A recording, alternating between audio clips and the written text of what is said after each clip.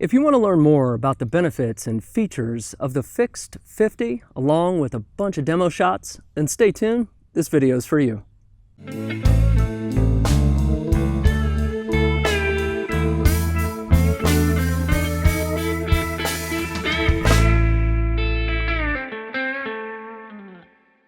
I've received a lot of questions regarding lens selection. Now, if you're relatively new to the world of photography and you recently picked up a Nikon D3400 or 3400, or perhaps you're a Canon user and you've picked up the T6i or T7i, or maybe Sony and you've picked up the A6000 or A6500, chances are you got a kit. And with that kit, you got a kit lens.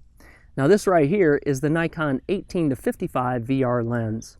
Now, this is a good versatile lens in my opinion, and it covers many situations. But I've had quite a few people ask me, well, if I want to get another lens, which one would it be and why and all that good stuff. So I would typically suggest this right here. Now, this is the fixed 50 1.8. It's a great lens, and that's what this video is all about today. Typically, when I suggest this lens, many will come back and say, but hey, what about the fixed 35, which I have right here as well? Now, I may do another video focusing specifically on just this lens, but I want you to understand that these two lenses are very, very similar. The only real difference here is the focal length. Now, I prefer the fixed 50 because you have a little more reach with it. Now, along with that, many will ask the question, well, what about landscape photography or doing some street photos and action shots? Well, I'm going to get into all that, and we're going to have a lot of fun demoing that today. What's the game plan? Well, here it is. Right now, it is real sunny outside. We got some clouds up. It's going to be relatively warm today, probably in the mid-90s. I'm going to bring a lot of water with me and have a lot of fun. I'm going to start off by talking about some of the benefits of this lens. I'm going to show you a tip and trick that you might want to use with it as well. When I'm done with that, I'm going to jump right into the demo, and we're going to have a lot of fun with that demo. So my plan is to take a lot of different shots under different situations and really put this lens to the test. And when I'm done with all of that, I'm going to give you a few final thoughts, and I'll close out this video. So with all that said, let's jump right into some of the benefits along with tips and tricks. I'm going to quickly mention 3 benefits to this lens, and then I'm going to give you a tip and trick that you may not have expected from this. To begin with, the #1 reason for this lens is that it's relatively affordable. This lens, when you compare it to other glass that's out there, is relatively cheap. This opens all the way to 1.8, which means it's relatively fast. You can take good low light situations with this and also some action shots. You can do a lot of things when this aperture opens up. You can really tighten up the depth of field for those nice, soft, blurry backgrounds if you want when you're doing portrait work. Just a lot of things you can do with this lens at a relatively low price. Another benefit to this is that it's relatively compact. So when you compare this to the 70-300, which I have right here, and I know this is a 300, but it's relatively flat, and that makes it easier to carry around. The last benefit I want to mention is the weight.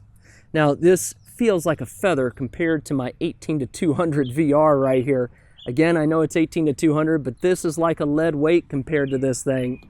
So I like the fact that 1, it's relatively affordable, 2, it's relatively compact, and 3, it's relatively light. Now I'm going to talk real quick about a tip and trick that you didn't think about with this lens, okay? This right here is my Nikon D3400 body. If you take this lens right here and you turn it around and press it up against the body, you've got to hold it, but you can turn this into a macro lens. I know it sounds kind of funny. Now, something else you're going to want to think about is this. How do you open the aperture? Because on this lens right here, when you take it off the camera, the aperture closes all the way down. Now, I don't know how well you can see that, but there's just a little pinhole there. It's probably tough to see on the video, but you can open the aperture, and I'm going to show you just how to do it. Right here is a little metal tab. It's right above my finger, and again, I'm not sure how well we can see it, but it's spring-loaded, and it allows you to move this little lever, and that opens the aperture. Take a look in the video here, and you'll see what I'm talking about. Open, close, open, close.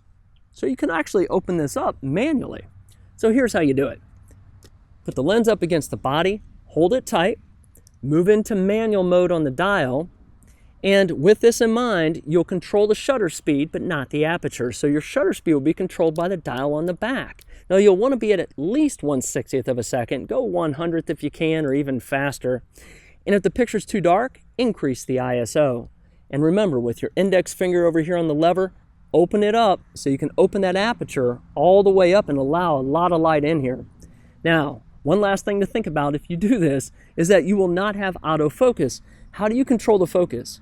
Well, you control it by moving in and out from your subject.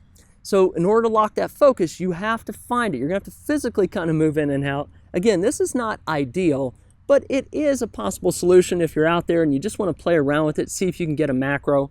It's another thing you can do with this lens. It's a lot of fun. So with all that said, it's time for us to have some fun, go out, shoot around, and see what this lens can really do.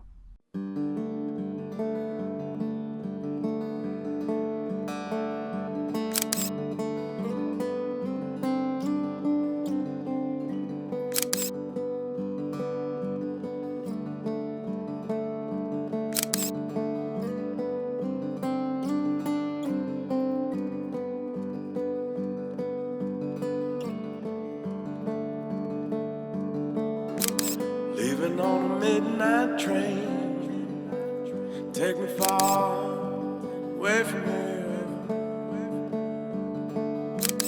Full moon hill shining, pale light. I'm driving you, take me far away from here.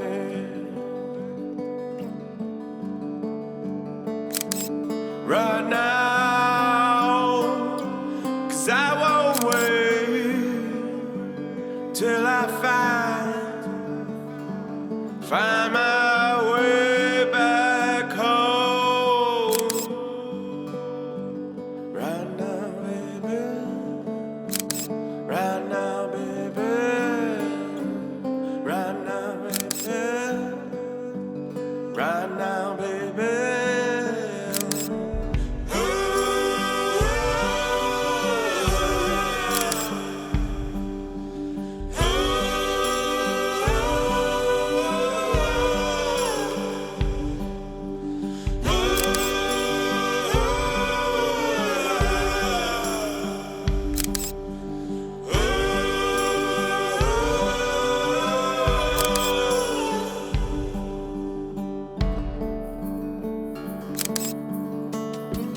Catch you from the garden, better say a prayer.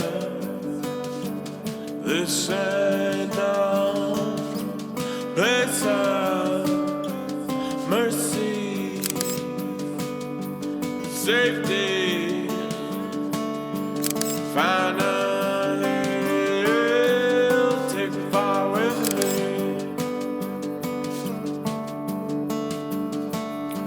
'Cause all our lives we play this game, dance on through, burning flame. I'm burning, baby. I'm burning, baby. I'm burning, baby. Burning, baby.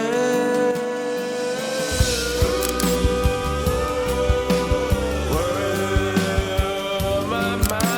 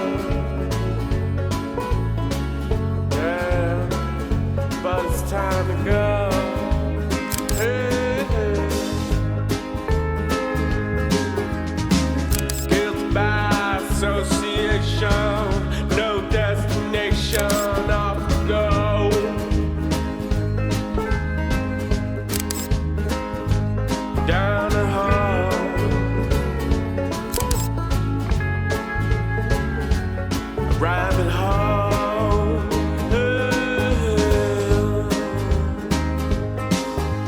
Blue sky, find the truth behind the lies. Dark eyes, lost in sin. Come, baby, gotta let me in. Blue sky,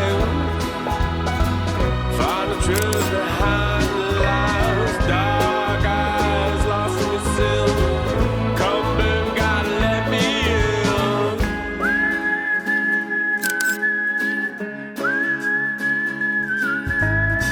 I'm trapped on a singular path, going nowhere and moving fast. So no, it's time to go. Yeah, I go alone.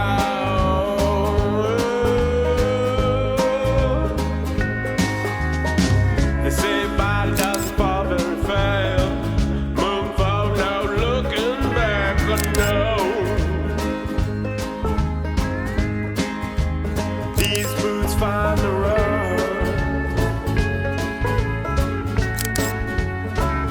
I'm on the road.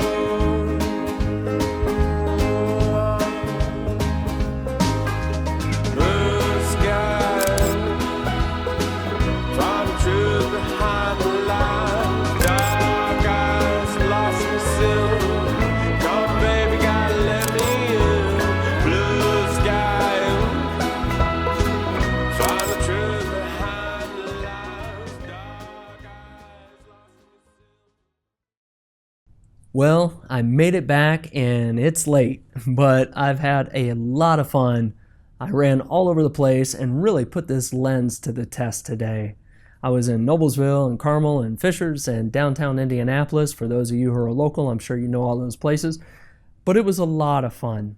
And I'm going to finish up here with a few final thoughts, but before I do want to give 3 call outs or thanks. To begin with, I want to mention Robert's Camera.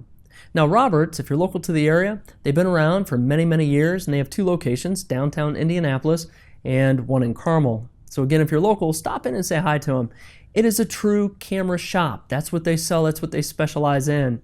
Why am I giving them thanks? Well, I reached out to them with some questions, and they also loaned me these lenses here. Now, I have a fixed 50, but it's an older variety. It is a manual focus. Now, I've used that lens many, many times on my D7000. You see, in the Nikon world, on the D7000 series, it has autofocus in the body.